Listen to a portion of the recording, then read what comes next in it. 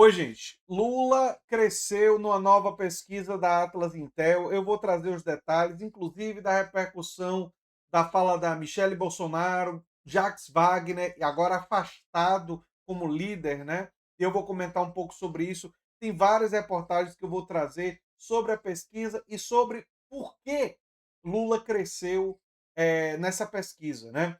Lula vem crescendo nas pesquisas seguidamente e a gente tem que entender por que, que o episódio envolvendo Jacques Wagner não impactou negativamente no Lula, ou seja, não teve uma queda, né? Será que é porque é uma questão indireta? A gente vai trazer os detalhes nesse vídeo, né?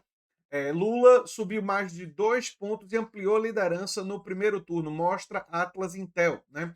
O Flávio Bolsonaro ele saiu de 39 para 36, né? Vamos só pegar os números aqui, ó. Lula está com 46,3 no primeiro turno, né? O Flávio Bolsonaro caiu de 39 para 36. Já no segundo turno, né? O Renan Santos está em terceiro lugar com 7,8% das intenções de voto. Depois vem o Caiado com 2,9% e o Zema com 2%, né? O Joaquim Barbosa tem 1%. Aécio menos de 1%, e, enfim. Brancos e nulos somam 1,2, enquanto 0,1 disseram não saber quem votariam. O número de indecisos está caindo, né? Brancos e nulos também. Essa é uma tendência da eleição, né? A pesquisa também mediu o desempenho de Lula por segmentos, né? O Lula atingiu o melhor resultado entre eleitores com mais de 60 anos e no Nordeste, onde registra 57,7%, né? Enfim, vamos lá. é, o melhor desempenho do Flávio é entre eleitores de 25 a 34 e evangélicos, né, com 42,9%, né? E no Sudeste, enfim. Nas simulações de segundo turno, Lula chegou a 48,8 contra 42,3. 42,3 mostra a força do antipetismo, né? Mostra uma eleição, embora Lula tenha uma frente absolutamente clara, né? Ela poderia ser maior, né? É um absurdo ter tantos brasileiros, é uma coisa de louco, né? Ter tantos brasileiros dispostos a votar no Rachadão, no brother do Daniel Vorcar. Mas tem. É o que mostra, mais uma vez, a pesquisa da Atlas Intel, né? A pesquisa da Atlas Intel. Agora eu quero mostrar para vocês o seguinte: aqui tem os dados, né? De novo, que eu já tinha citado. Qual foi uma das coisas que favoreceu Lula? Segundo a Atlas Intel, e eu tinha falado sobre isso na época da farmácia popular, que a retomada da farmácia popular era uma coisa que as pessoas estavam subestimando. Quem quiser, vai lá para o meu vídeo, lá no início do governo Lula, quando a Nízia Trindade Lima, ministra da Saúde, antes de ser o Padilha, retomou a farmácia popular. Pois bem, é o maior acerto. O levantamento mostra que a isenção do imposto de renda também lidera a avaliação positiva, né? Gratuidade dos medicamentos e itens oferecidos pelo programa Farmácia Popular foi considerada principal acerto do presidente Lula por 84% dos entrevistados, né? E 11 classificaram a medida como erro, só 11. Ou seja, esses 11 aqui que classificaram como erro, eu chamo do fascismo recalcado, sabe? Não é qualquer tipo de fascismo, é o fascismo com alta dose de recalque.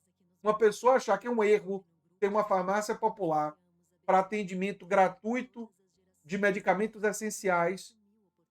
São as pessoas cujo fascismo levou à completa falta de humanidade, né? É só isso que eu tenho a dizer. Isenção do imposto de renda para pessoas com renda mensal abaixo de 5 mil aparece na sequência, né? Ou seja, teve gente, 16% achou um erro. Ah, eu pensei que esse pessoal era favorável a diminuir imposto, né? Mas se o Lula fizer, aí não dá. O Lula não pode diminuir imposto. Enfim, olha só. Revogação da taxa das blusinhas. Foi acerto. Fim da obrigatoriedade de aulas em autoescola. Acordo do livre comércio, a maioria achando acerto. O desenrola. Olha, o desenrola não tem essa aprovação tão grande quanto eu imaginava, mas o pessoal que é beneficiado, esse pessoal tá, tá com certeza está aprovando muito isso. Agora, resta saber o seguinte, essa é uma dúvida importante. Quantas pessoas, se a gente conseguisse, seria muito importante, aprovar o fim do 6 por 1, né? E aí a questão do fim do 6 por 1. Lula tem que lembrar todo mundo que ele está lutando pelo fim do 6 por 1. E o Senado e o seu Davi Alcolumbre e a direita estão querendo engavetar. Engavetar, né? Qual é o principal motivo da queda do Flávio Bolsonaro?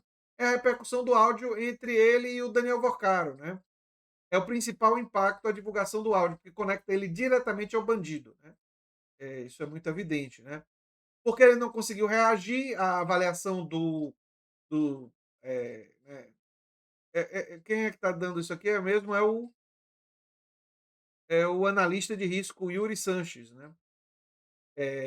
Ele diz que é porque fatos que poderiam favorecer acabaram neutralizados por novos acontecimentos. O vídeo da Michelle, nova rodada de tarifas anunciadas pelos Estados Unidos.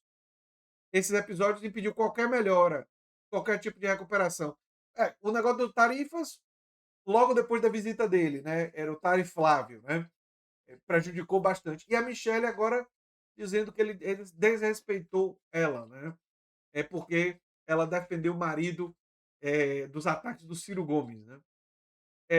Lula aparece à frente tanto no primeiro quanto no segundo turno, a diferença é de aproximadamente 6 pontos, né? Enfim, cadê a coisa do... As investigações envolvendo Jacques Wagner afetaram Lula? Segundo analista, não. Apesar da operação envolvendo o senador, né, que já se afastou ou foi afastado, né, da liderança do governo, né, a pesquisa não registrou impacto relevante. Por quê? A ligação entre Lula e a investigação é indireta. Ele também afirmou que a repercussão do episódio acabou sendo ofuscada por outros acontecimentos, como a Copa do Mundo e a crise envolvendo Michele Bolsonaro. E tem um outro fator. Né?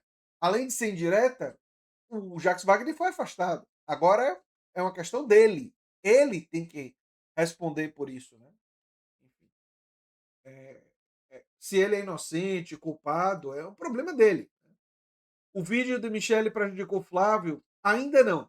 Sanches afirmou que os dados não indicam mudanças relevantes na intenção de voto do eleitorado feminino após a divulgação do vídeo.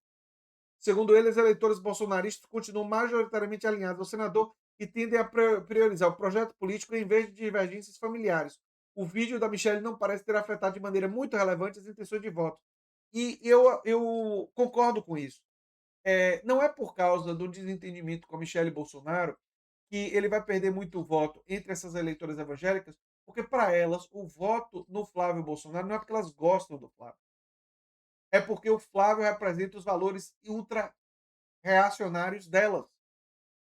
Existe uma coisa de um alinhamento entre valores ultra-reacionários, de limitar direitos reprodutivos para as mulheres, de ser contra educação que envolva educação de religião afro nas escolas. Não é ensino religioso, é as pessoas aprenderem sobre diferentes religiões, inclusive a religião afro, religiões afro. Isso os evangélicos não querem. Então, ou seja, o voto no Flávio Bolsonaro está muito mais motivado por isso, né? Mulheres independentes, segmento que demonstrou hoje maior inclinação a votar em Lula. Ele afirmou que o eleitorado bolsonarista permanece consolidado enquanto a disputa passa pela conquista de um grupo menor, mais decisivo, de eleitoras que ainda não aderiram à candidatura do senador. E agora o objetivo do Lula tem que ser avançar justamente nesse eleitorado. O objetivo da gente tem que ser justamente ir atrás das pessoas que dizem que não vão votar, pessoas que dizem que vão votar branco ou nulo, e os poucos indecisos que ainda devem existir, mas muito poucos, e irmos nessas pessoas e lembrarmos quem é que defende o fim do 6 por 1 e quem é que defende os patrões. Quem defende de fato o fim do 6 por 1 é o governo Lula. Quem é que fez o Desenrola Brasil, farmácia popular gratuita, enfim, todas essas medidas? O governo Lula. Quem é que botou o Brasil no mapa da fome? Foi o antigo governo Bolsonaro. Quem foi negacionista durante a pandemia? Foi o antigo governo Bolsonaro, o governo do pai. Quem tentou um golpe de Estado? O governo do pai. Esse é o trabalho para convencer os indecisos, para convencer os que vão votar nulo a votarem para evitar o fascismo, para evitar um governo que está alinhado exclusivamente aos interesses da classe dominante. Enfim, esse é o nosso trabalho esse ano, gente. Eu espero que vocês fortaleçam aqui a nova máquina do tempo. O Pix do canal é andretj.terra.com.br. Você pode se tornar membro, apoiador, divulgar o nosso material. Pode ganhar dinheiro divulgando ideia de esquerda. Tem um link explicando como é que você faz isso. Não tem pegadinha, não tem custo. E se você gosta do que a gente faz, provavelmente vai gostar do vídeo sugerido aqui no final. Tchau, tchau.